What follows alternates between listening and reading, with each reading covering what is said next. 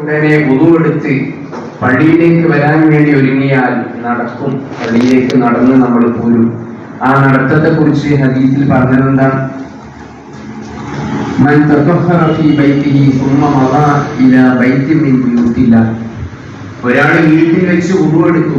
നാളെ നിങ്ങൾ നേരത്തെ 4:39 ബാങ്കാവുമ്പോൾ ഒരു 4:30 മണിക്കെങ്കിലും നിങ്ങൾ എഴുന്നേറ്റ് വുളൂഎടുത്ത് അങ്ങനെ പള്ളിയിലേക്ക് ഇങ്ങനെ നടന്നു വരുമ്പോൾ ഓരോ ചവിട്ടടിയും വെക്കുമ്പോൾ റസൂലുള്ളാഹി പറയുകയാണ്, അല്ലാഹുവിന്റെ വീട്ടിലേക്ക് നടക്കുമ്പോൾ ഫർദ് നിസ്കാരം നിർവഹിക്കാൻ വേണ്ടി വരുമ്പോൾ കാനത്ത് ഖുതുബാതുഹു ഇഹ്ദാഹാ തഹ്ത ഹഖീഅ. 2 ചവിട്ടടി, ഒന്നാമത്തെ ചവിട്ടടി വെക്കുമ്പോൾ ആദ്യത്തെ ചവിട്ടടിയിൽ അയാളിൽ ശേഷിക്കുന്ന പാപങ്ങൾ പൊറുക്കപ്പെടും. വുളൂഎടുത്ത് കഴിഞ്ഞ് പിന്നെ അയാൾ നടക്കുമ്പോൾ ഇനി എന്തെങ്കിലും പാപങ്ങൾ ബാക്കിയുണ്ടെങ്കിൽ അത് പൊറുക്കപ്പെടും. ഇല്ലെങ്കിലോ അടുത്ത കാലടി വെക്കുമ്പോൾ അയാളുടെ പദവി ഇങ്ങനെ ഉയർന്നുകൊണ്ടിരിക്കും. ഓരോ ചവിട്ടടിക്കും അയാളുടെ പദവി ഉയർന്നുകൊണ്ടിരിക്കും എന്ന് ഹബീബ് റസൂലുള്ളാഹി സ്വല്ലല്ലാഹു അലൈഹി വസല്ലം. സ്വർഗത്തിലെ പദവി ഉയർത്തപ്പെടുകയാണ്. അങ്ങനെ അയാൾ വന്ന് പള്ളിയിലേക്ക് എത്തി. പള്ളിയിലേക്ക് നിസ്കരിക്കാൻ വേണ്ടി നടന്നു വന്ന് അയാൾ പള്ളിയിലേക്ക് പ്രവേശിക്കുമ്പോൾ പള്ളിയിലേക്ക് കയറുന്ന സമയത്ത് അല്ലാഹുവേ നിന്റെ റഹ്മത്തിന്റെ വാതിൽ എനിക്ക് നീ തുറന്നു തരണേ എന്ന് പറഞ്ഞ് പള്ളിയിലേക്ക് വലതുകാലെടുത്ത് വെച്ച് കയറിയാൽ സുബഹിന്റെ ജമാഅത്തിൽ പങ്കെടുക്കാൻ വന്ന ലക്ഷക്കണക്കിന് മലായികത്തീങ്ങൾ പള്ളിയിലുണ്ടാകും. മലക്കുകൾ നിറഞ്ഞിരിക്കുന്ന ഒരു നിസ്കാരമാണ് സുബഹി. അഥവാ രാത്രിയിലെ മലക്കുകൾ പോകാൻ ഒരുങ്ങി നിൽക്കുന്നു, പകലിന്റെ മലക്കുകൾ വന്നു നിൽക്കുന്നു. 2 കൂട്ടം മലക്കുകളും വന്നു നിൽക്കുന്ന ഒരു നിസ്കാരമാണ് സുബഹിന്റെ ജമാഅത്ത്. ആ മലക്കുകൾ പടച്ചോനെ എനിക്ക് റഹ്മത്തിന്റെ വാതിൽ തുറന്നു തരണേ എന്ന് പറയുമ്പോൾ അതിലൊക്കെ പെട്ടു. എന്റെ ബുദ്ധി വികസിക്കണേ, പഠനത്തിൽ ബർക്കത്തുണ്ടാവണേ, നമുക്ക് എന്തൊക്കെ വേണോ അതൊക്കെ അതിൽ പെട്ടു. എല്ലാ മലക്കുകളും ഒന്നിച്ചു പറയും ആമീൻ ആമീൻ ആമീൻ. രാവിലെ തന്നെ സുബഹിക്ക് പള്ളിയിൽ വന്നാൽ നമുക്ക് കിട്ടുന്നൊരു നേട്ടാണ്. മലക്കുകളൊക്കെ ഒന്നിച്ചു പറയും ആമീൻ, പടച്ചോനെ നീ ഉത്തരം കൊടുക്കണേ. രാവിലെ സുബഹിന്റെ ജമാഅത്തിൽ പങ്കെടുക്കുന്ന ഒരാൾക്ക് പള്ളിയിലേക്ക് അയാൾ കയറിയപ്പോൾ കിട്ടിയ പ്രതിഫലമാണ്. ഇനി പള്ളിയിൽ കയറി പള്ളിയിൽ എത്തിയതിന്റെ ശേഷം സുബഹിന്റെ മുമ്പ് 2 റക്അത്ത് സുന്നത്ത് നിസ്കാരമുണ്ട് അല്ലേ? സുബഹിന്റെ മുമ്പ് 2 റക്അത്ത് സുന്നത്ത് നിസ്കാരമുണ്ട്. സുബഹിന്റെ മുമ്പ് 2 റക്അത്ത് സുന്നത്ത് നിസ്കാരം നിർവഹിച്ചാലോ? റസൂലുള്ളാഹി പറയുകയാണ്, മൻ സ്വല്ല, ആരെങ്കിലും ഒരാൾ നിസ്കരിച്ചു, രാവിലെ സുബഹിന്റെ മുമ്പുള്ള 2 റക്അത്ത് സുന്നത്ത് നിസ്കാരം ഒരാൾ നിസ്കരിച്ചു, എന്നാൽ ആ മനുഷ്യന് ലഭിക്കാൻ പോകുന്ന പ്രതിഫലത്തെ കുറിച്ച് മുത്തനബി സ്വല്ലല്ലാഹു അലൈഹി വസല്ലമ തങ്ങൾ പരിചയപ്പെടുത്തിയത് ഖൈറുൽ ലക മിനദ് ദുനിയാ വമാ ഫീഹാ. ഈ ദുനിയാവിലുള്ള എല്ലാ വസ്തുക്കളും നിനക്ക് സ്വന്തമായി കിട്ടിയാൽ എത്ര വലിയതായിരിക്കും, അതിലേറെ വലിയ പ്രതിഫലമാണ്. ദുനിയാവ് മുഴുവൻ കിട്ടിയതിനേക്കാളുള്ള വലിയ പ്രതിഫലമാണ് സുബഹിന്റെ മുമ്പത്തെ 2 റക്അത്ത് സുന്നത്ത് നിസ്കാരം. ആ കൂലിയും നമുക്ക് കിട്ടി. പിന്നെ സുബഹിന്റെ ജമാഅത്ത് നമ്മൾ നിസ്കരിക്കാൻ പോവാണ്. ബാങ്ക് ഇഖാമത്ത് കൊടുത്ത് അതിന് നമ്മൾ ഉത്തരം ചെയ്തു. പിന്നെ ആദ്യത്തെ ഇമാം അല്ലാഹു അക്ബർ എന്ന് പറയുമ്പോൾ അതിന്റെ കൂടെ നമ്മൾ അല്ലാഹു അക്ബർ എന്ന് പറഞ്ഞു കഴിഞ്ഞാൽ മുത്തനബി സ്വല്ലല്ലാഹു അലൈഹി വസല്ലം തങ്ങൾ നമ്മൾ പഠിപ്പിക്കുകയാണ്,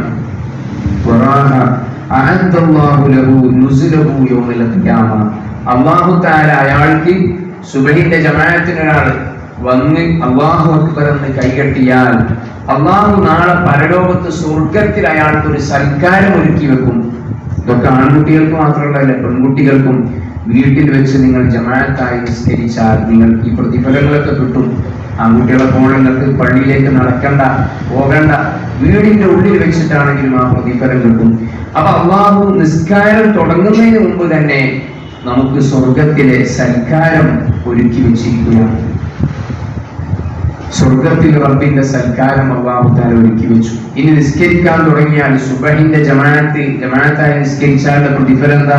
റസൂലുള്ളാഹി പറയുന്നു, മൻ സ്വല്ലൽ ഫജ്റ ജമാഅ, ഒരാൾ സുബഹി നിസ്കാരം ജമാഅത്തായി നിർവഹിച്ചാൽ ഫകഅന്നമാ ഹജ്ജ ആദം അലൈഹിസ്സലാം, അയാൾ ആദം നബി അലൈഹിസ്സലാമിന്റെ കൂടെ ഒരു ഹജ്ജ് ചെയ്ത പ്രതിഫലമാണ്.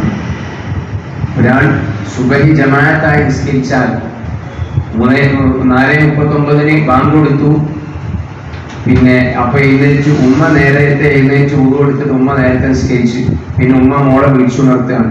അപ്പൊ മോള് കുറച്ച് കഴിഞ്ഞപ്പോ എഴുന്നേറ്റ്, പിന്നെ മോള് നിസ്കരിച്ച്, രണ്ടാളും നിസ്കരിച്ച്, രണ്ടുപേരും ഒന്നിച്ചാണ് നിസ്കരിക്കുന്നതെങ്കിലോ ഈ പ്രതിഫലം കിട്ടും. വേറെ വേറെ ആണെങ്കിൽ ആ കൂലി നമുക്ക് കിട്ടുന്നില്ല. ആൺകുട്ടികൾ മനസ്സിലാക്കുക, നമ്മൾ ഈ പള്ളിയിലേക്ക് വന്ന് ജമാഅത്തായി നിസ്കരിച്ചാൽ ആദം നബിയുടെ കൂടെ ഹജ്ജ് ചെയ്ത പ്രതിഫലാണ്. എത്ര ഹജ്ജ്? ഒരു ഹജ്ജല്ല, 20 ഹജ്ജ് ആദം നബി അലൈഹിസ്സലാമിന്റെ കൂടെ ചെയ്ത പ്രതിഫലം കിട്ടുന്ന അമലാണ് സുബഹി ജമാഅത്തായി നിസ്കരിക്കൽ എന്ന് ഹബീബുനാ റസൂലുള്ളാഹി സ്വല്ലല്ലാഹു അലൈഹി വസല്ലം. എത്ര ഹജ്ജ്? 20 ഹജ്ജ്.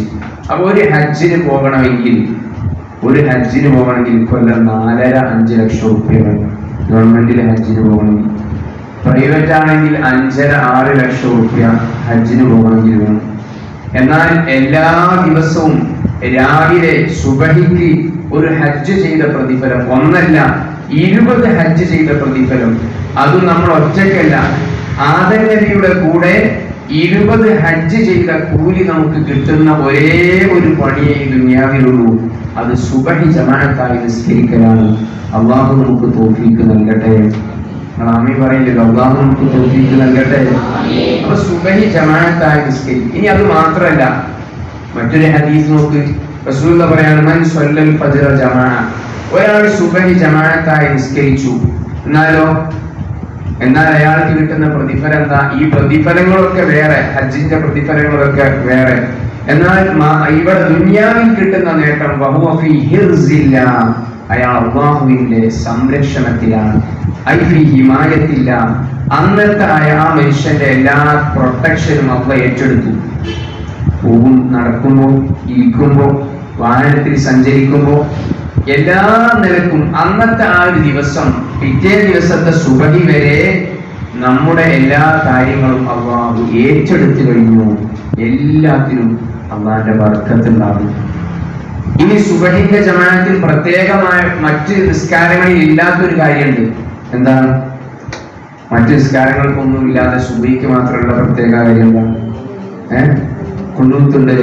രണ്ടാമത്തെ റക്അത്തിൽ നമ്മൾ ഖുനൂത്ത്, റുകൂഇൽ ഉയർന്നാൽ ഖുനൂത്തിൽ പങ്കെടുക്കും. അല്ലാഹുമ്മ ഇഹ്ദിനി ഫീമൻ ഹദൈത വഅഫിനി ഫീമൻ ആഫൈത എന്ന് പറഞ്ഞ് നമ്മൾ ഇങ്ങനെ ഖുനൂത്ത് ചൊല്ലും. ഈ ഖുനൂത്ത് മഹാനായ ഇമാം നവവി തങ്ങൾ രേഖപ്പെടുത്തുകയാണ്. ഖുനൂത്തിന്റെ വിവിധ അൽഫാദുകളുണ്ട്, ഖുനൂത്തിന് വിവിധ പദങ്ങളുണ്ട്. നമ്മൾ ചൊല്ലിക്കൊണ്ടിരിക്കുന്ന ഖുനൂത്ത് ഏത് പദങ്ങൾ ചൊല്ലിയാലും മതി. ഖുനൂത്തിൽ ഒരു മുഅ്മിനായ മനുഷ്യൻ പങ്കെടുത്തു.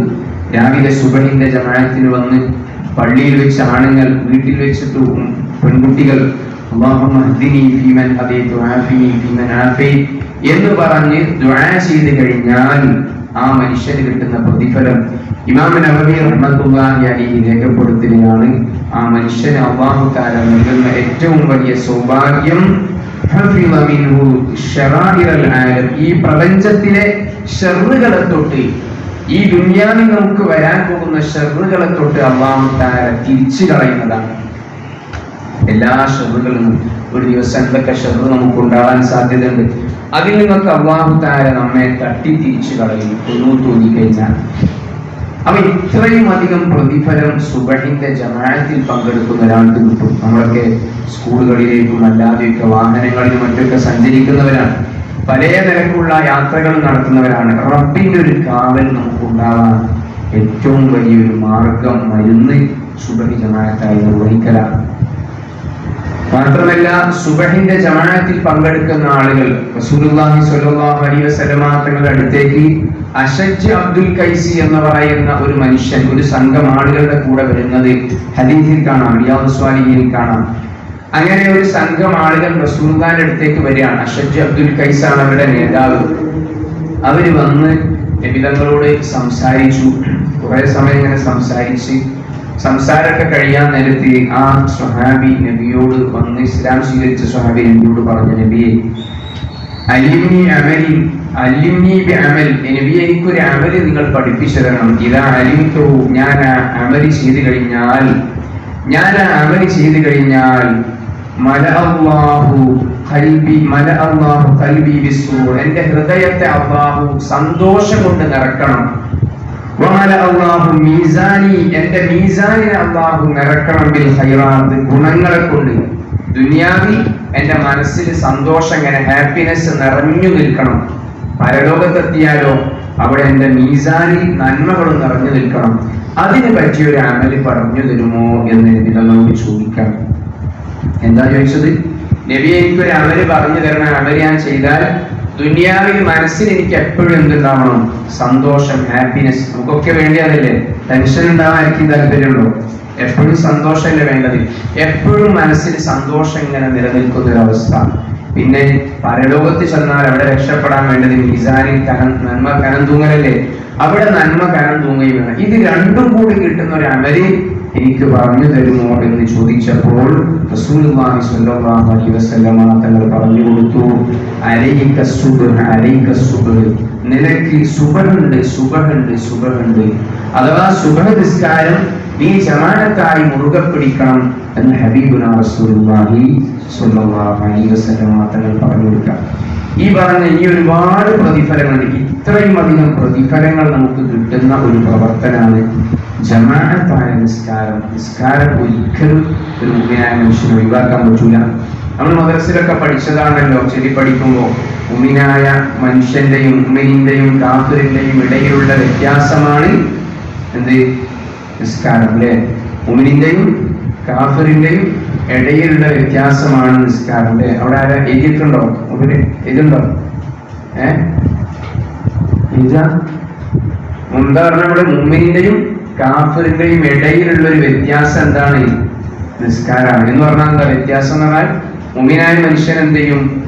നിസ്കരിക്കും. കാഫിറായ മനുഷ്യൻ നിസ്കരിക്കൂല എന്ന് പറഞ്ഞാൽ എന്താ? അപ്പം നിസ്കരിക്കാത്തവൻ ആരാണ്? കാഫിറിനെ പോലെയാണ്. അല്ലാഹു നമ്മെ കാത്തുരക്ഷിക്കട്ടെ. നോക്കൂ നിങ്ങൾ, ഇസ്ലാമിന്റെ രണ്ടാമത്തെ ഖലീഫ ആരാ? ഉമർ ബിൻ ഖത്താബ് റളിയല്ലാഹു അൻഹു, അല്ലേ? ഇസ്ലാമിന്റെ രണ്ടാമത്തെ ഖലീഫ ഉമർ ബിൻ ഖത്താബ് റളിയല്ലാഹു അൻഹു. അദ്ദേഹം വഫാത്താകുന്നത്, മരിക്കുന്നത് ഒരു ദിവസം രാവിലെ സുബഹിക്ക് പള്ളിയിൽ വരുന്ന സന്ദർഭത്തിൽ, സുബഹിക്ക് പള്ളിയിൽ വന്നു, മസ്ജിദുൻ നബവിയിൽ ഇമാമ് നിൽക്കുന്ന സമയത്താണ് അദ്ദേഹത്തിന് കുത്തേൽക്കുന്നത്, അല്ലേ? അവരെന്തെങ്കിലും മുമ്പേ കുത്തിയാളെ പേരെന്തെങ്കിലും ഓർമ്മണ്ടോ? ഉമർ റളിയല്ലാഹു അൻഹുവിന്റെ ശരീരത്തിൽ ഒരു കത്തി കൊണ്ട് കുത്തി പരിക്കേൽപ്പിച്ച ഒരാൾക്ക് പേരുണ്ട്, എന്തേലും? അബൂ ലുബ്ലു, അല്ലേ? അബൂ ലുബ്ലു എന്ന് പറയുന്ന ഒരാള്, ഒരു ജൂതനായ മനുഷ്യൻ. അദ്ദേഹം നിസ്കരിക്കുമ്പോൾ അങ്ങനെ മറഞ്ഞു നിന്ന് നിസ്കാരത്തിന്റെ വേളയിൽ ഉമർ റളിയല്ലാഹു അൻഹുവിന്റെ വയറിൽ കുത്തിയപ്പോൾ ആ വല്ലാത്ത പരിക്ക് കൊണ്ട് ഒരു തവണ കുത്തി, കത്തിയൂരി വീണ്ടും കുത്തി. ആ പരിക്ക് കൊണ്ട് ഉമർ ബിൻ ഖത്താബ് റളിയല്ലാഹു അൻഹു നിലത്തേക്ക് വീണുപോയി. എഴുന്നേറ്റ് നോക്കുമ്പോൾ ശരീരത്തിൽ നിന്ന് രക്തം ഇങ്ങനെ ഈ കുത്തേറ്റ ഭാഗത്തുകൂടെ ഒഴുകിക്കൊണ്ടിരിക്കുകയാണ്. രക്തം ഇങ്ങനെ പ്രവഹിച്ചു കൊണ്ടിരിക്കുന്നു. ഉമർ റളിയല്ലാഹു അൻഹു ഇവിടെ ഇങ്ങനെ അമർത്തി പിടിച്ചു, രക്തം ഒഴുകുന്നത് അമർത്തി പിടിച്ചു. അങ്ങനെ സ്വഹാബികളൊക്കെ വേഗത്തിൽ ചികിത്സിക്കാനുള്ള വൈദ്യരെ, അതിന്റെ ട്രീറ്റ്മെന്റ് നടത്താനുള്ള ആളെ കൊണ്ടുവന്നു. അദ്ദേഹം പാലിൽ ചേർത്തിട്ട് ഒരു മരുന്ന് കൊടുത്തു. പാലിൽ ചേർത്ത് കുത്തേറ്റ ഭാഗത്തെ പരിക്ക് നീങ്ങാൻ വേണ്ടി, പ്രയാസം കുറയാൻ വേണ്ടി പാലിൽ ചേർത്തൊരു മരുന്ന് കൊടുത്തപ്പോൾ ഉമർ റളിയല്ലാഹു അൻഹു ആ മരുന്ന് കുടിച്ചപ്പോൾ ഇവിടെ ഇങ്ങനെ കൈ വെച്ചിട്ടുണ്ട്. ഈ കൈവിരലിന്റെ ഇടയിലൂടെ ആ പാല് കലർന്ന രക്തം ഇങ്ങനെ ഒഴുകിക്കൊണ്ടിരിക്കാൻ, കുടിച്ച പാല് അതേപോലെ ഒഴുകിക്കൊണ്ടിരിക്കുന്നു, ഇതിലൂടെ രക്തം പ്രവഹിച്ചുകൊണ്ടിരിക്കാൻ. അത്രയും വലിയ പ്രയാസം, മരണത്തോട് മല്ലടിക്കുന്ന ഘട്ടം, ഭയങ്കരമായ പ്രയാസം. ഉമർ റളിയല്ലാഹു അൻഹു തളർന്നിങ്ങനെ കിടന്നു. അപ്പൊ ആ സമയത്താണ് ഒരു സ്വഹാബി ഉമർ ബിൻ ഖത്താബ് റളിയല്ലാഹു അൻഹുവിന്റെ ചെവിയിൽ ചെന്നിട്ട് പറഞ്ഞത്, അമീറുൽ മുഅ്മിനീൻ അസ്വലാ. ഉമർ തങ്ങളെ, നിങ്ങൾ നിസ്കാരം പൂർത്തിയാക്കിയിട്ടില്ലട്ടോ, നിസ്കരിച്ചു പൂർത്തിയാക്കിയിട്ടില്ലട്ടോ എന്ന് പറഞ്ഞാൽ സുബഹി നിസ്കാരത്തിന്റെ പൂർത്തീകരണത്തിന്റെ മുമ്പാണ് അദ്ദേഹത്തിന് കുത്തേൽക്കുന്നത്. നിസ്കരിച്ചുകൊണ്ടിരിക്കുമ്പോഴാണ് കുത്തേൽക്കുന്നത്. അപ്പൊ ആ നിസ്കാരം പൂർത്തിയാക്കാൻ കഴിഞ്ഞിട്ടില്ല. സുബഹിന്റെ സമയത്തുള്ള ഒരു മനുഷ്യൻ, സുബഹിന്റെ സമയത്ത് ബോധമുള്ള, ഉണർവുള്ള, ബുദ്ധിയുള്ള, പ്രായപൂർത്തി എത്തിയ ഒരു മനുഷ്യന് നിസ്കാരം നിർബന്ധമാണല്ലോ. ആ നിസ്കാരം നിങ്ങൾ പൂർത്തിയാക്കിയിട്ടില്ല എന്ന് പറഞ്ഞപ്പോൾ ഉമർ വെപ്രാളപ്പെട്ട് എഴുന്നേറ്റ് ഈ മുറിവ് പറ്റിയ ഭാഗത്തെ, രക്തമുള്ള ഭാഗം അമർത്തി പിടിച്ചുകൊണ്ട് നിസ്കരിച്ച് പൂർത്തിയാക്കുകയാണ്. നിസ്കാരത്തിൽ നിന്ന് സലാം വീട്ടി തളർന്ന് വീണ് കിടക്കുന്ന സമയത്ത് ഉമർ ഇബ്നുൽ ഖത്താബ് തങ്ങൾ പറഞ്ഞു, ലാ ഹൗല ഫിൽ ഇസ്ലാമി ലിമൻ ലാ സ്വലാത്ത ലഹു. നിസ്കരിക്കാത്തൊരു മനുഷ്യന് അല്ലാഹുവിന്റെ അടുത്ത് ഇസ്ലാമിൽ യാതൊരു സ്ഥാനവുമില്ല. നിസ്കരിക്കാത്തൊരു മനുഷ്യന് ലാ ഹൗല ഫിൽ ഇസ്ലാം, ഇസ്ലാമിൽ ഒരു യോഗ്യതയും ഒരു സ്ഥാനവും അവനില്ല. ഞാൻ മുസ്ലിമാണ് എന്ന് പറയാൻ ഒരു അർഹതയുമില്ല നിസ്കരിക്കാത്തവന് എന്ന് മഹാനായ സയ്യിദുനാ ഉമർ ഇബ്നുൽ ഖത്താബ് റളിയല്ലാഹു അൻഹു. അപ്പൊ അതിന്റെ ഗൗരവം എത്രയാണ് നമ്മളൊക്കെ ആലോചിക്കണം. ഒരു മുസ്ലിമായ മനുഷ്യൻ ഇത്രയും അധികം മരണ വെപ്രാളത്തിൽ കിടന്ന് പെടയുന്ന വേളയിൽ പോലും നിസ്കാരത്തെ ഗൗരവത്തോടുകൂടെ കാണുകയാണ്. അതുകൊണ്ട് നിസ്കാരം ഒഴിവാക്കുന്ന ഒരു രീതി ഒരു സത്യവിശ്വാസിയായ മനുഷ്യന് ഒരിക്കലും ഉണ്ടാവാൻ പാടില്ല. അത് ആ നിസ്കാരങ്ങൾ കഴിവിന്റെ പരമാവധി ജമാഅത്തായി നിർവഹിക്കുക. എന്നാൽ നമുക്ക് വലിയ പ്രതിഫലം കിട്ടും. ഇനി ജമാഅത്ത് കിട്ടിയില്ലെങ്കിൽ ഖളാ ആവാതെയെങ്കിലും നിസ്കരിക്കാനുള്ള ഒരു ആലോചന, ഒരു അവസ്ഥ നമ്മിൽ ഉണ്ടാകണം. നമ്മുടെ മുൻഗാമികളൊക്കെ അങ്ങനെ ചെയ്തവരാണ്. ഇനി ആ ഒരു അവസരം നമ്മൾ നഷ്ടപ്പെടുത്തിയാൽ റബ്ബിന്റെ കോടതിയിൽ ദുനിയാവിൽ തന്നെ പലപ്പോഴും ചിലപ്പോൾ നമ്മൾ ഖേദിക്കേണ്ടി വരും. അങ്ങനെ ഖേദിക്കേണ്ടി വരുന്നതിനെ തൊട്ട് നമ്മൾ അല്ലാഹുവിനോട് കാവൽ ചോദിക്കുകയും നിസ്കാരം നിലനിർത്തുന്നവരായി നമ്മൾ മാറുകയും വേണം. അത് അല്ലാഹു നൽകുന്ന വലിയൊരു സൗഭാഗ്യമാണ് നിസ്കാരം നിലനിർത്തുക എന്നത്. ജമാഅത്തിന് പങ്കെടുക്കാൻ കഴിയാത്ത ഒരു സ്വഹാബി, നമുക്കൊക്കെ അറിയാവുന്ന മദ്രസയിൽ ഉസ്താദുമാർ പഠിപ്പിച്ചൊരു സംഭവം, അബ്ദുല്ലാഹ് ഇബ്നു ഉമ്മു മക്തൂം എന്ന് പറയുന്ന കണ്ണ് കാണാത്തൊരു സ്വഹാബി ഉണ്ടായിരുന്നു. അദ്ദേഹം റസൂലുള്ളാഹിന്റെ പള്ളിയിൽ വന്നിട്ട് ചോദിച്ചു, നബിയെ, എനിക്ക് നിസ്കരിക്കാൻ പള്ളിയിലേക്ക് വരണമെങ്കിൽ കണ്ണ് കാണൂല. അപ്പോ വരുന്ന വഴിയിൽ കുറെ തടസ്സങ്ങളുണ്ട്, കുണ്ടും കുഴിയൊക്കെ ഉണ്ട്, ചെളിയും ഇതൊക്കെ ഉണ്ട്, ഇരുട്ടാണ്.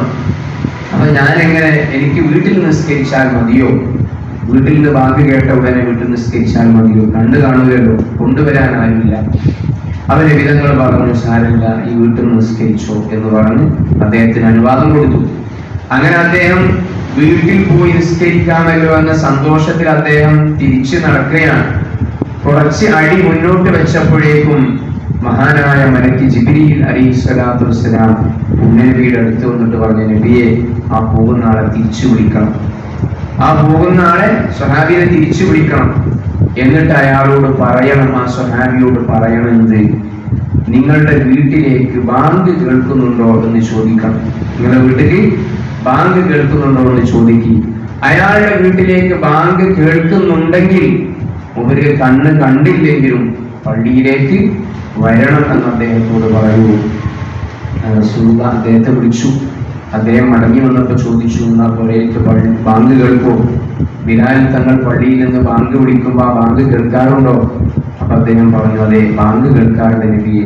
എന്നാൽ അബ്ദുല്ലാഹ് ഇബ്നു ഉമ്മു മക്തൂമേ, നിങ്ങൾ മാപ്പാക്കണം, ഞാൻ പറഞ്ഞത് പിഴവുണ്ട്, നിങ്ങൾ പള്ളിയിലേക്ക് വരണം, ബാങ്ക് കേൾക്കുന്നവരൊക്കെ പള്ളിയിൽ വന്ന് നിസ്കരിക്കണം എന്ന് കണ്ണ് കാണാത്ത, കൈപിടിച്ചു കൊണ്ടുവരാൻ ആളില്ലാത്ത, സൗകര്യങ്ങളൊന്നുമില്ലാത്ത അബ്ദുല്ലാഹ് ഇബ്നു ഉമ്മു മക്തൂം എന്നവരുടെ ഹബീബുനാ റസൂലുള്ളാഹി സ്വല്ലല്ലാഹു അലൈഹി വസല്ലം. കണ്ണ് കാണാത്ത ആരെങ്കിലും കൂട്ടത്തിൽ ഉണ്ടോ? ഇല്ല, എല്ലാവർക്കും കണ്ണ് കാണാം. വീട്ടിലേക്ക് പള്ളിയിലെ ബാങ്ക് കേൾക്കാത്ത ആരെങ്കിലും ഉണ്ടോ നമ്മുടെ കൂട്ടത്തിൽ? ഉണ്ടോ? ഇല്ല, എല്ലാവരും ഒരേക്കും ബാങ്ക് കേൾക്കും. ചിലപ്പോൾ 2-3 ബാങ്ക് കേൾക്കും. ഇവിടുത്തെ ബാങ്ക്, അപ്പുറത്തെ ബാങ്കൊക്കെ കേൾക്കും. അപ്പൊ എല്ലാ തടസ്സങ്ങളും നമ്മുടെ മുമ്പിൽ നീങ്ങിയിരിക്കുകയാണ്. ഈ പള്ളിയിലേക്ക് വരാൻ സൈക്കിൾ ഉണ്ടാകും, ഇനി അല്ലെങ്കിൽ ചിലർക്കൊക്കെ ബൈക്ക് ഉണ്ടാവും എടുത്തു പോരാൻ, അല്ലെങ്കിൽ വീട്ടുകാർ പോരുമ്പോൾ അവരെ കൂടെ പോന്നാൽ മതിയാവും. ഇങ്ങനെ എല്ലാ സൗകര്യങ്ങളും നമ്മുടെ മുമ്പിലുണ്ട്. എന്നിട്ടും നിസ്കരിക്കാൻ നമ്മൾ വന്നില്ലെങ്കിൽ നമ്മുടെ ഭാവി ജീവിതത്തെ അത് സാരമായി ബാധിക്കും. അതുകൊണ്ട് നിസ്കാരം നിലനിർത്തുന്ന വിഷയത്തിൽ, അത് ജമാഅത്താക്കുന്ന വിഷയത്തിൽ നമ്മൾക്ക് ഗൗരവത്തോടെ ശ്രദ്ധിക്കണം. അത് ശ്രദ്ധിക്കാതിരുന്നാൽ, നിസ്കാരം പാഴാക്കി കളഞ്ഞാൽ, പിന്നെ ജീവിതത്തിന്റെ പല പ്രയാസഘട്ടങ്ങളിലും പരിതപിക്കുന്ന എത്രയോ ആളുകളെ നമ്മൾ കണ്ടിട്ടുണ്ട്. എത്രയോ ആളുകൾ കുറെ കാലം കഴിഞ്ഞാൽ നമുക്ക് അള്ളാഹുവിന്റെ മുന്നിൽ ഇബാദത്ത് ചെയ്യാൻ പല തടസ്സങ്ങൾ ഉണ്ടാകുന്ന ഒരു കാലം നമ്മുടെ മുമ്പിൽ വരാനുണ്ട്. 19-ാമത്തെ വയസ്സിൽ കോഴിക്കോട് മെഡിക്കൽ കോളേജിൽ ബ്രെയിൻ ട്യൂമർ ബാധിച്ച് കിടപ്പിലായ മുഹ്സിൻ എന്ന് പറയുന്ന ഒരു കൂട്ടുകാരനുണ്ടായിരുന്നു. വാവാടുള്ള ഈ മുഹ്സിൻ എന്ന് പറയുന്ന കൂട്ടുകാരൻ 19 വയസ്സേ ആയിട്ടുള്ളൂ. ട്യൂമർ ബാധിച്ച് അദ്ദേഹം ഇവിടെ മെഡിക്കൽ കോളേജിൽ ചികിത്സയിലായപ്പോൾ ഞാനും എൻ്റെ ഒരു സുഹൃത്തും കൂടെ കാണാൻ വേണ്ടി പോയ സമയത്ത് അങ്ങനെ കണ്ട് സംസാരിക്കാൻ തുടങ്ങിയപ്പോൾ ഇവന്റെ ഉമ്മ അവിടെ വാർഡിലുണ്ട്. ഉമ്മ പറഞ്ഞു, നിങ്ങൾ കുറച്ചു നേരം നിൽക്കുമെങ്കിൽ ഞാനൊന്ന് വീട്ടിൽ പോയി സാധനങ്ങളൊക്കെ എടുത്തിട്ട് കുളിച്ചൊക്കെ ഒന്ന് ഫ്രഷായി വരെ 2-3 ദിവസമായി വന്നിട്ട് ഉമ്മ ഒറ്റയ്ക്കുള്ളൂ, ഉമ്മയും മോനുമാണുള്ളത്.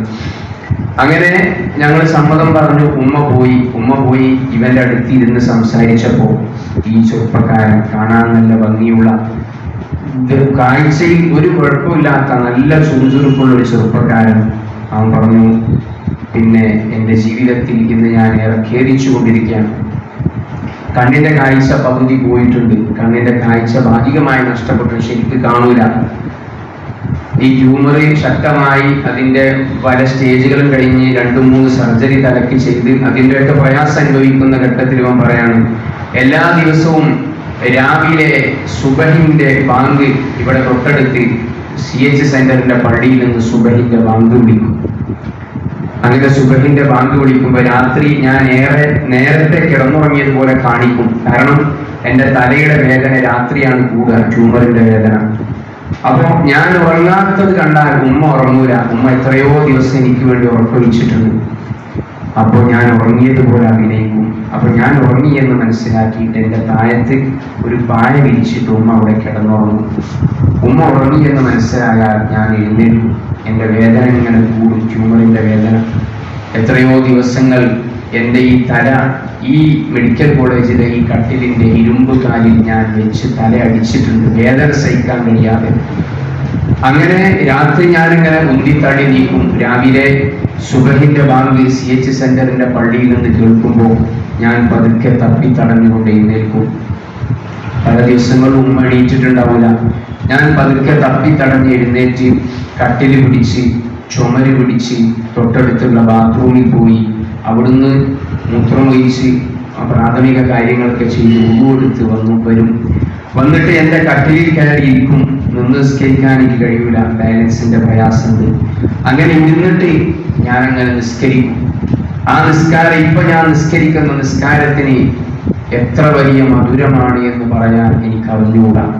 എൻ്റെ ആയുസ്സിൽ എത്രയോ കാലം സുബഹിക്ക് എൻ്റെ ഉമ്മ എന്നെ വിളിച്ചിരുന്നു. ആ ഉമ്മ താഴത്ത് കിടക്കാണ്. ഇന്ന് എൻ്റെ ഉമ്മ എന്നെ വിളിക്കണ്ട, ഉമ്മ മോനെ എന്ന് തട്ടി വിളിക്കണ്ട.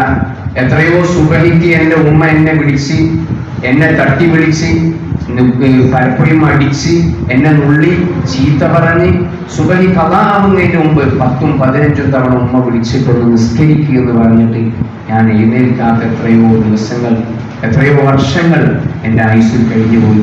പക്ഷേ ഇന്ന് എൻ്റെ ഉമ്മ എന്നെ വിളിക്കേണ്ട ആവശ്യമില്ല. ഉമ്മ താഴത്ത് കിടക്കുമ്പോൾ എനിക്ക് കണ്ണ് കാണൂല, ഞാൻ തപ്പിപ്പിടിച്ചു പോയി ഉടുവെടുത്ത് ഇവിടെ വന്നിരിക്കും, എന്നിട്ട് നിസ്കരിക്കും. നിസ്കാരം കഴിഞ്ഞാൽ എൻ്റെ തലഭാഗത്ത് അവിടെ ഷോക്കേസിൽ ഉമ്മ ഖുർആൻ വെച്ചിട്ടുണ്ട്. ആ ഖുർആൻ ഞാൻ ഇങ്ങനെ എടുത്തിട്ട് അതിങ്ങനെ മറിച്ച് അതിലേക്ക് ചുംബനം കൊടുക്കും. ഖുർആനിലേക്ക് ഞാൻ ചുംബിക്കും, എന്നിട്ട് നെഞ്ചോട് ചേർത്ത് വെക്കും. എനിക്ക് കാണൂല, ഖുർആനിലേക്ക് നോക്കാൻ കാഴ്ചയില്ല. ഭാഗികമായി കാഴ്ച പോയിട്ടുണ്ട്, എന്തോ ഒരു രൂപം ഇങ്ങനെ കാണൂല. ഞാൻ അവിടുന്ന് ആ ഖുർആനിൽ ചുംബനം നൽകിയിട്ട് അവിടെ തന്നെ വെക്കും. എന്നിട്ട് റബ്ബിലേക്ക് കരങ്ങൾ ഉയർത്തി ഞാൻ ചെയ്യുന്ന ദുആ, ഇന്ന് എൻ്റെ മനസ്സിൽ ഒരൊറ്റ ആഗ്രഹം മാത്രമേ ഉള്ളൂ. ഈ ചെറുപ്പക്കാരൻ 19 വയസ്സുള്ള നമ്മെപ്പോലെയുള്ള ഒരു ചെറിയ കുട്ടി പറയാണ്, എൻ്റെ മനസ്സിൽ ഇന്ന് ഒരൊറ്റ ആഗ്രഹമേ ഉള്ളൂ. എൻ്റെ റബ്ബ് ഈ 19 വർഷക്കാലം എൻ്റെ ആയുസ്സിൽ എൻ്റെ കൈ തന്ന, കാല് തന്ന, ശ്വാസം തന്ന, കാഴ്ച തന്ന, എല്ലാ സൗകര്യങ്ങളും എനിക്ക് തന്ന എൻ്റെ റബ്ബ് ഒരു 3 ദിവസത്തേക്ക് എൻ്റെ കാഴ്ച തിരിച്ചു തന്നിരുന്നെങ്കിൽ, 3 ദിവസത്തേക്ക് എൻ്റെ കാഴ്ച തിരിച്ചു തന്നിരുന്നെങ്കിൽ എൻ്റെ റബ്ബിന്റെ കലാമാകുന്ന പരിശുദ്ധ ഖുർആൻ സൂറത്തുൽ ഫാത്തിഹ മുതൽ ഖുൽ അഊദു ബിറബ്ബിൻ നാസ് വരെ ഒരു തവണയെങ്കിലും ഓതി തീർക്കണം, ഒരു ഖത്മെങ്കിലും ഓതി തീർക്കണം. ഈ ഒരൊറ്റ ആഗ്രഹം മാത്രമേ ഇന്നെന്റെ മുന്നിൽ ബാക്കിയുള്ളൂ എന്ന് പറഞ്ഞ ആ ചെറുപ്പക്കാരൻ വിതുമ്പി വിതുമ്പി കരയാൻ. 2-3 വർഷങ്ങൾക്ക് മുമ്പ് അദ്ദേഹം ആ കുട്ടി മരണപ്പെട്ടു. അല്ലാഹു മഗ്ഫിറത്ത് നൽകി അനുഗ്രഹിക്കട്ടെ. നമ്മൾ ആലോചിക്കാം നിങ്ങളെ, അത് കുട്ടികളെ നമ്മളൊക്കെ ആലോചിക്കാം. ഇതേ ഒരവസ്ഥയാണ് ഒക്കെ ഉള്ളത്. ഇതേ ഒരവസ്ഥ ഏതു സമയത്തും റബ്ബിന്റെ വിളിക്ക് ഉത്തരം നൽകി ഒന്നുകിൽ രോഗം അല്ലെങ്കിൽ മരണം, ഇതൊക്കെ നമ്മൾ മാടി വിളിക്കുന്നതാണ്. ഏത് സെക്കൻഡിലും പോകാം. ആ പോകുന്ന സമയത്ത് അള്ളാഹു തന്ന ആയുസ്സിൽ റബ്ബ് നമ്മോട് പറഞ്ഞ 5 വഖ്ത് നിസ്കാരം ഒരു ദിവസം ഒരു 10 മിനിറ്റ് നേരല്ലേ നമുക്കതിന് വേണ്ടത്? 10-15 മിനിറ്റ് സമയം അള്ളാഹുവിന് വേണ്ടി കൊടുക്കാൻ നമുക്ക് കഴിയില്ലെങ്കിൽ നമ്മൾ എത്ര ഹതഭാഗ്യരാണ്. നമ്മൾ ആലോചിക്കണം, ആരോഗ്യവാനായ ഒരു മനുഷ്യൻ, അവന്റെ ആരോഗ്യം നിലനിൽക്കണമെങ്കിൽ ആരോഗ്യവാനായ ഒരു മനുഷ്യന്റെ ശരീരത്തിൽ ഒരു ദിവസം 1.5 ലിറ്റർ ഉമിനീര് നമ്മുടെ വായിൽ ഉണ്ടാകുന്നുണ്ട്. അത് അല്ലാഹു തആല നമുക്ക് തന്നതാണ്. 6 മാസം കൂടുമ്പോൾ നമ്മുടെ കൺപീലികൾ അല്ലാഹു പുതുക്കി തരുന്നുണ്ട്. നമ്മളിങ്ങനെ പറയുന്ന ഈ സമയത്ത് നമ്മുടെ ഈ കൈവിരലിന്റെ അഗ്രഭാഗം, ഈ തലഭാഗത്തെ ഓരോ സെക്കൻഡിലും ലക്ഷക്കണക്കിന് സെല്ലുകൾ പുതുതായി ഉണ്ടാവുകയും പഴയ സെല്ലുകൾ സംഭരിക്കപ്പെടുകയും ഇല്ലാതാക്കപ്പെടുകയും ചെയ്യുന്നുണ്ട്. നമ്മളൊക്കെ സ്കൂളിൽ ബയോളജി ഒക്കെ പഠിക്കുന്നവരാണ്. പുതിയ സെല്ലുകൾ ഉണ്ടായി പഴയ സെല്ലുകൾ ഇല്ലാതാവുന്നു. അല്ലാഹു തആല തീരുമാനിക്കുകയാണ്, ഇനി ഈ കുട്ടിയുടെ ശരീരത്തിൽ ഇന്ന ഭാഗത്ത് സെല്ലുകൾ നശിക്കണ്ട, അവിടെ നിൽക്കട്ടെ, കോശങ്ങൾ മരണപ്പെടേണ്ട, അവിടെ നിൽക്കട്ടെ എന്ന് തീരുമാനിച്ചാൽ സെല്ലുകൾ ക്രമാതീതമായി വർദ്ധിച്ച് രോഗമായി മാറുന്നു. ആ രോഗത്തെയാണ് നമ്മൾ ക്യാൻസർ എന്ന് വിളിക്കുന്നത്. അല്ലാഹു നമ്മളെ കാത്തുരക്ഷിക്കട്ടെ. അത് വന്നാൽ നമ്മളൊക്കെ കാണുന്നുണ്ട്. എത്രയോ ചെറിയ കുട്ടികൾക്ക് പോലും. തിരുവനന്തപുരത്തെ RCCയിലെ ഞാൻ ജോലി ചെയ്യുന്ന നല്ലടത്തുള്ള അവിടുത്തെ ഒരു കുട്ടി ചികിത്സയ്ക്ക് വേണ്ടി പോയ സമയത്ത് അവിടെയുള്ള കമ്മിറ്റി ഭാരവാഹികൾ പോയപ്പോൾ കൂടെ ഞാനും പോയിരുന്നു. പോയ സമയത്ത് അവിടെ നമ്മൾ കാണുന്ന കാഴ്ച, പൂമ്പാറ്റകളെ പോലെ പാറിക്കളിക്കുന്ന ഒരുപാട് മക്കൾ, ചെറിയ മക്കൾ, 6 വയസ്സുള്ള, 4 വയസ്സുള്ള, 10 വയസ്സുള്ള മക്കൾ ഓടിക്കളിക്കുകയാണ്. നമ്മളൊക്കെ വായിക്കേണ്ട ഒരു പുസ്തകം CK രാധാകൃഷ്ണൻ എഴുതിയിട്ടുള്ള, കേരളത്തിലെ ഏറ്റവും പ്രഗത്ഭനായ RCCയിലെ ഓങ്കോളജിസ്റ്റ് ആയിട്ടുള്ള ക്യാൻസർ രോഗ വിദഗ്ധനായ CK രാധാകൃഷ്ണൻ എഴുതിയൊരു പുസ്തകമുണ്ട്, ജീവിതം എന്ന അത്ഭുതം എന്ന് പറയുന്ന പുസ്തകം. നമ്മളൊക്കെ വായിക്കേണ്ട ഒരു പുസ്തകമാണ്. ജീവിതം എന്ന അത്ഭുതം എന്നാണ് ആ പുസ്തകത്തിന്റെ പേര്. ആ പുസ്തകത്തിൽ ക്യാൻസർ രോഗം വന്ന് അതിൽ നിന്ന് രക്ഷപ്പെട്ടവർ, മരണപ്പെട്ടവർ, അങ്ങനെ പ്രയാസങ്ങൾ അനുഭവിക്കുന്ന ഒരുപാട് പേരുടെ ജീവിതത്തിന്റെ അനുഭവം ആ പുസ്തകത്തിൽ അദ്ദേഹം എഴുതി വെച്ചിട്ടുണ്ട്. ആ പുസ്തകത്തിൽ 7 വയസ്സുള്ള ഷഹബാന എന്ന് പറയുന്ന ഒരു കുട്ടിയുടെ ജീവിതത്തിന്റെ അനുഭവം ഈ CK രാധാകൃഷ്ണൻ എഴുതുന്നുണ്ട്. അങ്ങനെ ഒരുപാട് മക്കളുടെ അനുഭവം നമ്മൾ ആലോചിക്കുക. ഇതൊക്കെ നമുക്കിടയിലൂടെ ജീവിക്കുന്ന നമ്മെപ്പോലെയുള്ള മക്കളാണ്. അല്ലാഹു തആല അതൊന്നും തരാതെ, ആ രോഗങ്ങളൊന്നും ഇല്ലാതെ ആരോഗ്യം തന്ന് നമ്മെ സംരക്ഷിച്ചു പോകുന്നുവെങ്കിൽ ആ റബ്ബിനെ ഞാൻ നിങ്ങൾ എന്താണ് ശുക്ർ ചെയ്യുന്നത് എന്ന ആലോചന നമ്മുടെയൊക്കെ മനസ്സിലുണ്ടാകണം. അള്ളാഹു ശുക്ർ ചെയ്യുന്ന ഏറ്റവും വലിയ ശുക്ർ അള്ളാഹു കൽപ്പിച്ച 5 നേരത്തെ നിസ്കാരമാണ്. 24 മണിക്കൂറിൽ നമ്മൾ മൊബൈൽ ഫോൺ സ്ക്രോൾ ചെയ്തു പോകാൻ എത്ര മണിക്കൂർ ചെലവഴിക്കുന്നുണ്ട്?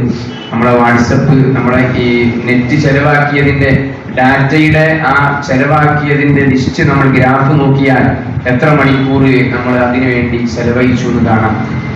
എത്ര മണിക്കൂറുകൾ, 24 മണിക്കൂർ നമ്മൾ അതിനു വേണ്ടി മാറ്റിവെക്കുന്നു. ഇൻസ്റ്റഗ്രാമിലെ റീൽസ് കാണാൻ, അതുപോലെ മറ്റുള്ളവരുടെ സ്റ്റാറ്റസ് കാണാൻ ഒക്കെ വേണ്ടി നമ്മൾ ചെലവഴിക്കുന്ന സമയം, അതിന്റെ 10% ഉണ്ടായാൽ ഇലാഹായ അള്ളാഹുവിന്റെ മുമ്പിൽ സുജൂദ് ചെയ്ത് നിസ്കരിക്കാനുള്ള വലിയൊരു സൗഭാഗ്യം നമുക്കുണ്ടാകും. അതുകൊണ്ട് ആ നിസ്കാരത്തെ മധുരമുള്ളതാക്കി അള്ളാഹുവിന് വേണ്ടി ഇവിടെ നമ്മോട്ട് എല്ലാ ദിവസവും സുബഹി ജമാഅത്തായി നിർവഹിക്കുക. മറ്റുള്ള നിസ്കാരങ്ങൾ കഴിവിന്റെ പരമാവധി ജമാഅത്തായി നിർവഹിക്കുക എന്ന് മാത്രമല്ല, ഒരു നിസ്കാരം പോലും ഖളാ ആവില്ല എന്ന തീരുമാനം നമ്മുടെ ജീവിതത്തിൽ ഉണ്ടാവുക. ഈ ദുനിയാവിൽ ജീവിച്ചവരൊക്കെ മരണപ്പെട്ടു പോകുന്ന ഒരു ദിവസം, മരിച്ചാൽ 6 അടി മണ്ണിന്റെ ഉള്ളിൽ നമ്മൾ കൊണ്ടുപോയി വെക്കുന്ന സമയം, അവിടെ നമ്മുടെ ഊഹ് നമ്മുടെ ശരീരത്തിലേക്ക് തിരിച്ചു തന്ന് ഓരോ വഖത്തിന്റെ സമയമാകുമ്പോൾ ഷുജാഉൽ അസ്വദ് എന്ന പാമ്പ് വരും. നമ്മൾ മദ്രസയിൽ പഠിച്ചിട്ടുണ്ട്. ഷുജാഉൽ അസ്വദ് എന്ന പാമ്പ് ഓരോ വഖത്തിന്റെ സമയമാകുമ്പോഴും വരും. എന്നിട്ട് ആ സമയത്ത് നിസ്കാരം ഖദാ-ആയിട്ടുണ്ടെങ്കിൽ ആ മനുഷ്യനെ ഈ പാമ്പ് കൊത്തും, കണ്ണിന് കൊത്തും, കാതിന് കൊത്തും, ശരീരത്തിന്റെ പല ഭാഗത്തും കൊത്തും. ഒരു കൊത്തിന്റെ വേദന അടുത്ത വഖത്ത് നിസ്കാരത്തിന്റെ സമയം വരെ തീരാതെ നിലനിൽക്കും. അടുത്ത വഖത്തിൽ വീണ്ടും വരും.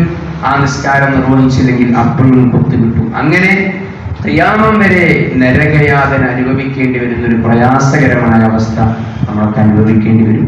അതുകൊണ്ട് അള്ളാഹു തന്ന 24 മണിക്കൂറിൽ ഒരു 15 മിനിറ്റ് ഇലാഹായ റബ്ബിന് കൊടുക്കുന്ന ഏറ്റവും വലിയ സന്തോഷകരമായ ഒരു അവസ്ഥയാണ് നിസ്കാരം. ഹബീബായ റസൂലുള്ളാഹി സ്വല്ലല്ലാഹു അലൈഹി വസല്ലമ തങ്ങളോട് ഒരു സ്വഹാബി ചെന്ന് ചോദിക്കുന്നുണ്ട്, അല്ലാഹുവിന്റെ റസൂലേ, സ്വർഗ്ഗത്തിന് എത്ര വാതിലുകളാണ്? സ്വർഗ്ഗത്തിന് എത്ര വാതിലുകളാണ് എന്ന് ചോദിച്ചപ്പോൾ റസൂലുള്ളാഹി പറഞ്ഞു, സ്വർഗ്ഗത്തിന് എത്ര വാതില? 7 കേട്ടോ, 7 വാതിലാണ്. സ്വർഗ്ഗത്തിന് 7 വാതിലാണ് അല്ലേ? നരകത്തിനോ? നരകത്തിന് എത്ര വാതിലാണ്? നരകത്തിന് 7 വാതിലുകളാണ്. സ്വർഗത്തിന് 8 വാതിലുകളാണ്. സ്വർഗത്തിന് 8 വാതിലുകളാണ്. ഈ 8 വാതിലുകൾ ഓരോ വാതിലിനും ഓരോരോ പേരുണ്ട്. നിസ്കരിക്കുന്ന ആളുകൾക്ക് ബാബു സ്വലാത്ത്, നിസ്കാരക്കാർക്ക് പ്രവേശിക്കാൻ, അതായത് ഫർദ് നിസ്കരിച്ചവർക്ക് മാത്രമല്ല, കൂടുതൽ സുന്നത്ത് നിസ്കരിച്ചവർക്ക് കടക്കാൻ ബാബു സ്വലാത്ത് ഉണ്ട്. നോമ്പുകാർക്ക് കടക്കാൻ ബാബു റയ്യാനുണ്ട്. സ്വതക്ക ചെയ്യുന്നവർക്ക് കടക്കാൻ ബാബു സ്വതക്കയുണ്ട്. അങ്ങനെ ഓരോന്നും ചെയ്യുന്നവർക്ക് വിവിധങ്ങളായ സ്വർഗത്തിന്റെ വാതിലുകളുണ്ട്.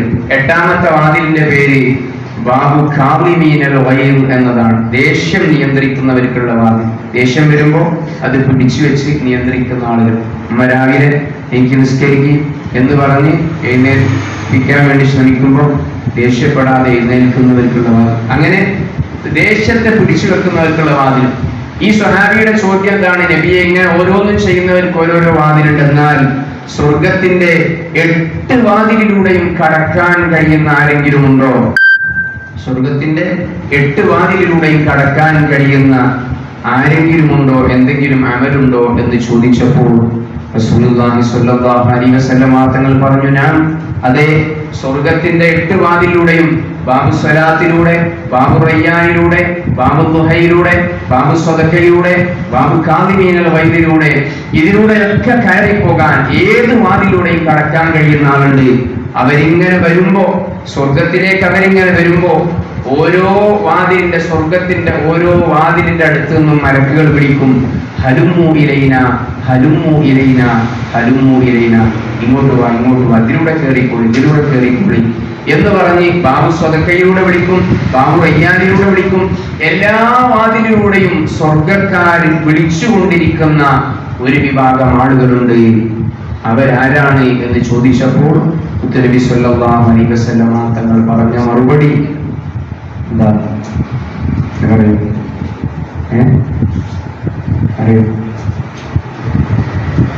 പറഞ്ഞ മറുപടി എന്താ? ഒരു പ്രയാസമില്ല, നമുക്കൊക്കെ കഴിയുന്ന പണിയാണ്. നമ്മൾ നേരത്തെ പറഞ്ഞു, നിസ്കരിക്കുന്നതിന്റെ മുമ്പ് എന്ത് ചെയ്യണം? നിസ്കരിക്കുന്നതിന് മുമ്പ് വുദു എടുക്കണ്ടേ? വുദു കഴിഞ്ഞാൽ 2 കൈകൾ ഇങ്ങനെ ആകാശത്തിലേക്ക് ഉയർത്തിയിട്ട് എടുക്കുവാണ്ടല്ലോ. എന്താ? അശ്ഹദു അല്ലാ ഇലാഹ ഇല്ലല്ലാഹ് അശ്ഹദു അന്ന മുഹമ്മദൻ റസൂലുള്ളാഹ് അല്ലാഹുമ്മ ജഅൽനി മിനൽ തവ്വാബീന വജഅൽനി മിനൽ മുതതഹ്ഹിരീന വജഅൽനി മിൻ ഇബാദിക സ്വാലിഹീൻ എന്ന് തുടങ്ങുന്ന ഒരു ദുആ ഇല്ലേ? ആ ദുആ വുദു എടുത്തതിന്റെ ശേഷം ഈ ദുആ പതിവായി ചൊല്ലുന്ന ആളുകൾ, വുദു എടുത്ത് എപ്പോ വുദു എടുത്താലും അപ്പോൾ വുദുവിന്റെ ശേഷം ഈ ദുആ പതിവായി ചൊല്ലുന്ന ആളുകൾ, അവർക്ക് സ്വർഗത്തിന്റെ 8 വാതിലും തുറക്കപ്പെടും. ഈ 8 വാതിലൂടെയും വിളിക്കും, ഇതിലൂടെ വന്നോളൂ, ഇതിലൂടെ വന്നോളൂ എന്ന് വിളിക്കുമെന്ന് ഹബീബുനാ റസൂലുള്ളാഹി സ്വല്ലല്ലാഹു അലൈഹി വസല്ലം. വേറൊരു വിഭാഗത്തെ കുറിച്ച് റസൂൽ പറയുന്നുണ്ട്, നാളെ പരലോകത്ത് വേറൊരു വിഭാഗം വരും. അവര് സ്വർഗത്തിന്റെ അരികിലൂടെ പോകും, സ്വർഗവാതിലിൽ അവരെ വിളിക്കും, ഹലുമു ഇലൈന, ഹലുമു ഇലൈന, ഇങ്ങോട്ട് വാ, ഇങ്ങോട്ട് വാ. സ്വർഗത്തിന്റെ അടിയിലേക്ക് അവർ പോകും. ഇമാം ഗസാലി തങ്ങൾ അവിടുത്തെ ഇഹ്യയിൽ രേഖപ്പെടുത്തിയിട്ടുണ്ട്, വിളിക്കും, ഓരോരുത്തരെയും വിളിക്കും, ഈ വാതിലൂടെ വാ. അങ്ങനെ അവർ ഓടിച്ചെല്ലും. ആ വാതിലിന്റെ അടുത്തെത്തുമ്പോൾ അവരെ കയറ്റാതെ ആ വാതിലടക്കും. ഓടിച്ചെന്ന് സ്വർഗത്തിലേക്ക് കയറാമെന്ന് കരുതി ഓടിച്ചെന്ന് ആ വാതിലിന്റെ മുമ്പിലെത്തുമ്പോ സ്വർഗത്തിന്റെ വാതിലടക്കും, കയറ്റൂല അവരെ. അപ്പൊ അടുത്ത വാതിൽ നിന്ന് വിളിക്കും, ഹലുമൂയിലേന, അവിടെ പോയില്ലെങ്കിൽ എന്താ, ഇതിലൂടെ ഇങ്ങോട്ട് കയറി, ഇതിലെ പോരി, അവിടെ അടച്ചാൽ കുഴപ്പമില്ല, ഇതിലൂടെ പോരി എന്ന് പറയും. അപ്പൊ അയാൾ ഓടി അങ്ങോട്ട് ചെല്ലും.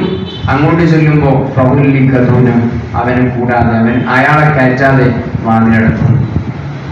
അപ്പൊ അടുത്ത വാതിൽ നിന്ന് വിളിക്കും, ഇതിലൂടെ വാ, അത് സാരമില്ല, 2 വാതിലല്ലേ പോയിട്ട്, ഇതിലൂടെ വാ. അങ്ങനെ അയാൾ അവിടെ ചെല്ലും, അപ്പോഴും വാതിലടക്കും, വിളിക്കും, അയാൾ നിരാശനായി പോകും. അങ്ങനെ അവസാനം ആ ലാസ്റ്റിലെ വാതിലൂടെ വിളിക്കുമ്പോൾ അയാൾ പോകൂല, നിരാശ കൊണ്ട് പോകൂല. കാരണം ഇനി പോയിട്ട് കാര്യമില്ല, ഞാൻ ചൊല്ലുമ്പോഴേക്ക് വാതിലടക്കുകയാണ്. അങ്ങനെ നിരാശപ്പെട്ട് അയാൾ 8 വാതിൽ നിന്നും അയാൾ നിരാശനായി മടങ്ങിപ്പോരുമ്പോൾ അദ്ദേഹത്തോട് മലക്ക് ചോദിക്കും, എന്തേ നീ പോന്നത്, എന്തേ ഈ വാതിലൊന്നും നിനക്ക് തുറന്നു കിട്ടിയില്ലേ? അപ്പൊ അയാൾ പറയും, അല്ല, എനിക്ക് വാതിലൊന്നും തുറന്നു കിട്ടിയില്ല. അപ്പോ അദ്ദേഹത്തോട് ചോദിക്കും, എന്തായിരുന്നു നീ ചെയ്ത പണി, എന്തേ നിനക്ക് ഇത്ര വലിയ നാശമുണ്ടാവാൻ കാരണം? അദ്ദേഹം പറയും, ദുനിയാവിൽ ഇലാഹായ അല്ലാഹുവിന്റെ ഭവനങ്ങളിൽ നിന്ന് ബാങ്കിന്റെ വെടിയാണ് ഞാൻ എത്രയോ തവണ കേട്ടിരുന്നു, ബാങ്ക് കൊടുക്കുന്ന ഞാൻ കേട്ടിരുന്നു. വിജയത്തിലേക്ക് വരൂ, നിസ്കാരത്തിലേക്ക് വരൂ. പലവട്ടം കേട്ടപ്പോ ഞാൻ അങ്ങാടിയിലിരുന്നു, അല്ലെങ്കിൽ വീട്ടിലിരുന്നു, ഇനി കുറച്ച് കഴിയട്ടെ എന്ന് കരുതി, അവിടെ എത്തട്ടെ എന്ന് കരുതി, വീട്ടിലെത്തട്ടെ എന്ന് കരുതി, അങ്ങനെ പലതും കരുതി. എത്രയോ നിസ്കാരങ്ങൾ എനിക്ക് നഷ്ടപ്പെട്ടു പോയി. അങ്ങനെ നഷ്ടപ്പെടുത്തിയ കാരണത്താൽ എനിക്ക് ആ ഒരൊറ്റ കാരണം കൊണ്ട് ഇവിടെ സ്വർഗം കൊതിപ്പിച്ച് എന്നെ മടക്കി അയച്ചതാണ് എന്നാ മനുഷ്യൻ പറയുകയും പിന്നാർ, അയാളെ നരകത്തിലേക്ക് വലിച്ചെറിയപ്പെടുകയും ചെയ്യുമെന്ന് ഹബീബുനാ റസൂലുള്ളാഹി സ്വല്ലല്ലാഹു അലൈഹി വസല്ലം അവസാനിപ്പിക്കണം. അപ്പൊ അതുകൊണ്ട് നിസ്കാരം അത്രയും വലിയ ഗൗരവമേറിയ ഒരു വിഷയമായി നമ്മൾ മനസ്സിലാക്കണം. അല്ലാഹു നമുക്ക് തന്ന വലിയൊരു നിഅമത്താണ് നമ്മുടെ ആരോഗ്യം. ഈ കൈകൾ നാളെ നേരം വെളുത്താൽ ഈ കൈകൾ ചലിക്കാത്തൊരവസ്ഥയിലാണെങ്കിൽ നമുക്ക് എന്ത് ചെയ്യാൻ പറ്റും? ഒന്നും ചെയ്യാൻ കഴിയില്ല. അല്ലാഹു തആല ഇത് ചലിപ്പിക്കാനുള്ള ശേഷി തന്നതുകൊണ്ടാണ് നമ്മൾ നല്ലതുപോലെ നടക്കുന്നത്. അല്ലാഹു തആല ശ്വാസം തന്നതുകൊണ്ടാണ് നമുക്ക് ഇവിടെ ജീവിക്കാൻ കഴിയുന്നത്. നമ്മൾ കാരണം ഇന്നത്തെ പത്രത്തിൽ നിങ്ങളൊക്കെ കണ്ടിട്ടുണ്ടാകും ഫലസ്തീനിലെ പ്രയാസം അനുഭവിക്കുന്ന മക്കളെ കുറിച്ച്. നമ്മളെപ്പോലെ മദ്രസയിൽ വരാൻ, സ്കൂളിൽ വരാൻ, പഠിക്കാൻ ഒന്നും അവർക്ക് സൗകര്യങ്ങളില്ല. നമ്മളൊക്കെ ചെറിയ പെരുന്നാളിന് പുതിയ വസ്ത്രം ധരിച്ച് അത്തറ് പൂശി പള്ളിയിൽ വന്നപ്പോ, വീട്ടിൽ കുടുംബങ്ങളിൽ പോയപ്പോ ഒന്ന് നിസ്കരിക്കാൻ പോലും, പഴയ വസ്ത്രമിട്ട് നിസ്കരിക്കാൻ പോലും സൗകര്യമില്ലാത്തൊരവസ്ഥയിലാണ് ഇപ്പോഴും പലസ്തീനിലെ മക്കളുള്ളത്. നമുക്ക് അല്ലാഹു തന്നത് വലിയ നിഅമത്താണ്. റബ്ബ് നമ്മുടെ ബുദ്ധി വികസിപ്പിക്കണമെങ്കിൽ, അല്ലാഹു ഒരു ദിവസം നമുക്ക് എല്ലാ റഹ്മത്തും ചൊരിഞ്ഞു തരണമെങ്കിൽ അല്ലാഹുവിന് വഴിപ്പെടുന്ന രൂപത്തിൽ സുബഹി ജമാഅത്ത് കൊണ്ട് നമ്മുടെ നിസ്കാരം തുടങ്ങുക, ജീവിതം തുടങ്ങുക. സുബഹിന്റെ ജമാഅത്ത് മുടങ്ങാതെ നമ്മൾ നിർവഹിക്കുക.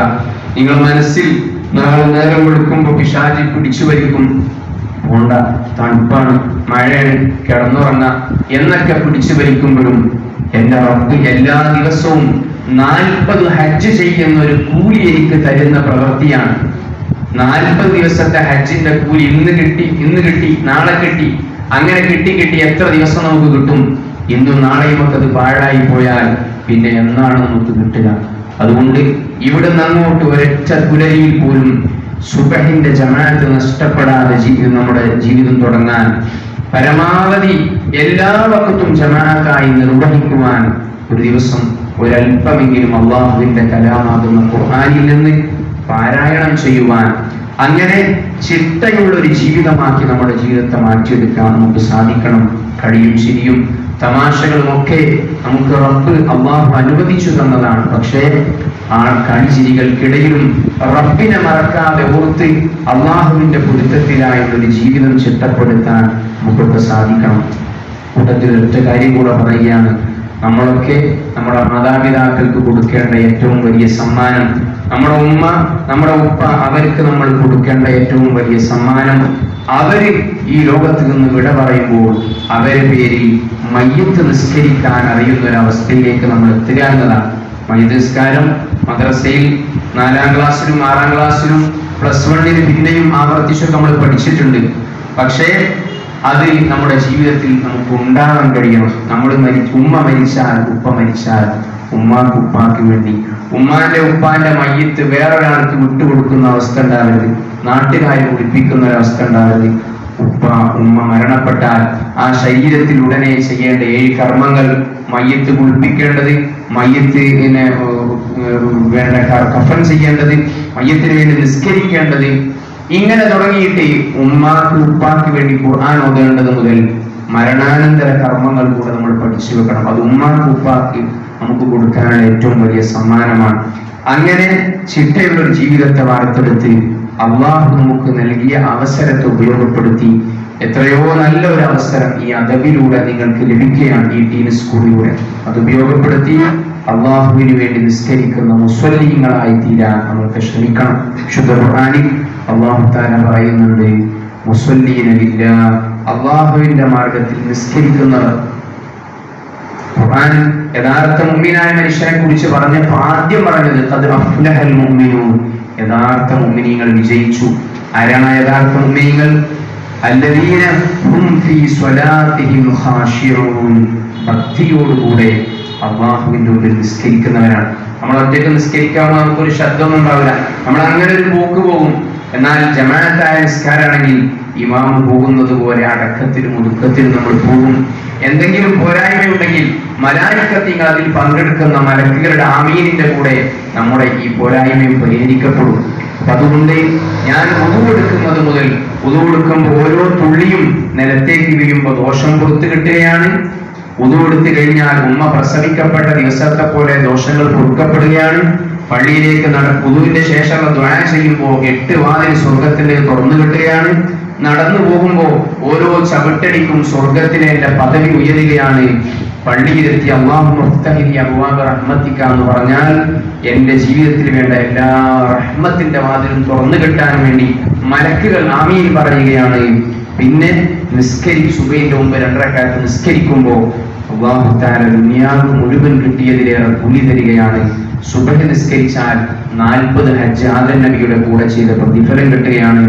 ആ നിസ്കാരം കഴിഞ്ഞ് സുബ്ഹാനല്ലാഹ്, അൽഹംദുലില്ലാഹ്, അല്ലാഹു അക്ബർ നമ്മൾ ചൊല്ലുമല്ലോ 33 വീതം. അങ്ങനെ ചൊല്ലിയാൽ അല്ലാഹു തആല റസൂലുള്ളാഹി പറയാണ്, നിനക്ക് എത്ര ദോഷങ്ങളുണ്ടെങ്കിലും വലൗകാന മിത്ല സബദിൽ ബഹരി, സമുദ്രത്തിലെ തിരമാലയുടെ നുരകളുടെ അത്രയും നിനക്ക് ദോഷങ്ങളുണ്ടെങ്കിൽ അതൊക്കെ പുറത്തു കിട്ടുന്നതാണ്. അപ്പൊ നിസ്കാരം കഴിഞ്ഞ് നമ്മൾ ഇങ്ങോട്ട് ഇറങ്ങുമ്പോഴേക്ക് എല്ലാം ശുദ്ധമായി സ്വർഗത്തിലൊരു കൊട്ടാരം കിട്ടിയ ഒരു അവസ്ഥയിൽ നമ്മൾ നിസ്കാരം കഴിഞ്ഞ് ഇറങ്ങാൻ കഴിയും. എത്ര വലിയ സൗഭാഗ്യതാണത്. അതുകൊണ്ട് ഈ നിസ്കാരങ്ങൾ പതിവായി നിസ്കരിക്കാൻ നമ്മൾ ശ്രമിക്കുക. 5 വഖത്ത് ഒരിക്കലും ഖളാ ആവില്ല എന്ന തീരുമാനം ഉമ്മ വിളിച്ച് ഉമ്മ പറയുന്നൊരവസ്ഥ ഉണ്ടാവരുത്. നമുക്ക് സ്വയം തോന്നണം, നാളെ റബ്ബിന്റെ കോടതി ആരും നമ്മളെ സഹായിക്കാനില്ലാത്ത ആരും ഉണ്ടാവില്ല. ഈ ദുനിയാവിൽ ഉമ്മ, നിങ്ങൾക്ക് ഒരു കരളിന്റെ അസുഖം വന്നു, ഒരു കുട്ടിക്ക് കരള് കേടുവന്നു, കരളിന്റെ അസുഖം വന്നു, കരള് മാറ്റി വെക്കണം എന്ന് പറഞ്ഞാൽ, കരള് വേറൊരാളുടേത് വേണമെന്ന് പറഞ്ഞാൽ ആദ്യം തരാന്ന് പറയാരാ? ഉമ്മ പറയും, എന്റെ കുട്ടിക്ക് ഞാൻ കൊടുക്ക കരള്. ഉമ്മാക്ക് കരളില്ലെങ്കിലും അല്ലെങ്കിൽ ഉമ്മാന്റെ ഒരു കഷ്ണം കരട് മുറിച്ചു തരാൻ ആദ്യം തയ്യാറാകും. ഉപ്പയുടെ മുമ്പ് തയ്യാറാകും ഉമ്മയായിരിക്കും. എന്റെ കുട്ടിക്ക് ഞാൻ കരട് തരാം. അങ്ങനെ കുട്ടിക്ക് കരട് കൊടുത്ത് ഉമ്മ മുറിച്ചു കൊടുത്ത് എല്ലാം കൊടുത്ത് അതൊക്കെ കൊടുത്ത് ഓപ്പറേഷനൊക്കെ കഴിഞ്ഞ് ഒരുപാട് മാസം റെസ്റ്റൊക്കെ എടുത്തൊക്കെ കഴിഞ്ഞ് നാളെ പരലോകത്ത് ചെന്നാൽ ഈ ഉമ്മയും മോനും കണ്ടുമുട്ടും. ഉമ്മയും മോനും കണ്ടുമുട്ടുമ്പോ ഉമ്മാക്ക് സ്വർഗത്തിലേക്ക് പോകാൻ ചെറിയൊരു അമലിന്റെ കുറവുണ്ട്, ചെറിയൊരു അമലിന്റെ പോരായ്മ ഉണ്ട്. അപ്പൊ ഉമ്മ പറയും, മോനെ, ഞാൻ ദുനിയാവിൽ എനിക്ക് കരട് തന്നില്ലേ, 9.5 മാസം ഞാൻ നിന്നെ ഗർഭം ചുമന്ന് കഷ്ടപ്പെട്ട് എന്നെ പൂറ്റി വളർത്തിയേ, അതിന്റെ പുറമെ എനിക്ക് രോഗം വന്നപ്പോ കരട് തരാൻ വേണ്ടി പറഞ്ഞു, എന്റെ കരട് ഞാൻ ആദ്യം മുറിച്ചു തന്നില്ലേ. അതുകൊണ്ട് എന്റെ കുട്ടി, ഉമ്മാക്ക് ഒരു ചെറിയ അമലിന്റെ കഷ്ണം തന്നാൽ ഉമ്മക്ക് സ്വർഗത്തിൽ പോകാം എന്ന് ഉമ്മ നമ്മളോട് പറഞ്ഞാൽ നമ്മൾ കൊടുക്കാൻ നമുക്ക് കഴിയില്ല. ഉമ്മയെ നോക്കൂല, വാപ്പയെ നോക്കൂല, മക്കളെ നോക്കൂല, സഹോദരങ്ങളെ നോക്കൂല, നമ്മുടെ ഫ്രണ്ട്സിനെ നോക്കൂല. എല്ലാവരും നഫ്സി നഫ്സി നഫ്സി, എനിക്ക് എന്റെ കാര്യം. നബിമാര് പോലും അങ്ങനെയാണ്. അങ്ങനെ പേടിച്ചു ഓടുന്ന ഒരു ദിവസമാണ് മഹ്ശർ. അതുകൊണ്ട് സ്വന്തം ഉമ്മയെ പോലും വില കൽപ്പിക്കാത്ത ആ ഒരു ലോകത്ത് നമ്മൾ രക്ഷപ്പെടണമെങ്കിൽ ഏറ്റവും ചുരുങ്ങിയത് 5 വക്ത് നിസ്കാരം, 5 വക്ത് നിസ്കാരം പരമാവധി ജമാഅത്തായി നിസ്കരിക്കുക. അതോടൊപ്പം ജമാഅത്ത് കഴിയാത്തത് ഖളാ ആവാതെങ്കിലും നിസ്കരിക്കുന്ന ഒരു ശീലം നമ്മുടെ ജീവിതത്തിൽ ഉണ്ടാവണം. ഇനി അടുത്ത ഒരു അദബിന്റെ നിങ്ങളുടെ പാരൻസ് മീറ്റ് വിളിക്കുമ്പോൾ ഉമ്മമാരൊക്കെ മക്കൾ നിസ്കരിക്കുന്നുണ്ട് എന്ന് പറയുന്ന ഒരു സന്തോഷം കേൾക്കാൻ ഇതിനുവേണ്ടി പ്രവർത്തിക്കുന്നവർക്ക് സാധിക്കണം. അല്ലാഹു റബ്ബുൽ ഇസ്സത്ത് തൗഫീഖ് നൽകി അനുഗ്രഹിക്കട്ടെ. അല്ലാഹു തആല ഇഷ്ടപ്പെട്ട യഥാർത്ഥ മുത്തഖീങ്ങളായ നിസ്കാരക്കാരിൽ അല്ലാഹു നമ്മെ ഉൾപ്പെടുത്തി അനുഗ്രഹിക്കട്ടെ. അൽഹംദുലില്ലാഹി റബ്ബിൽ ആലമീൻ. അസ്സലാമു അലൈക്കും.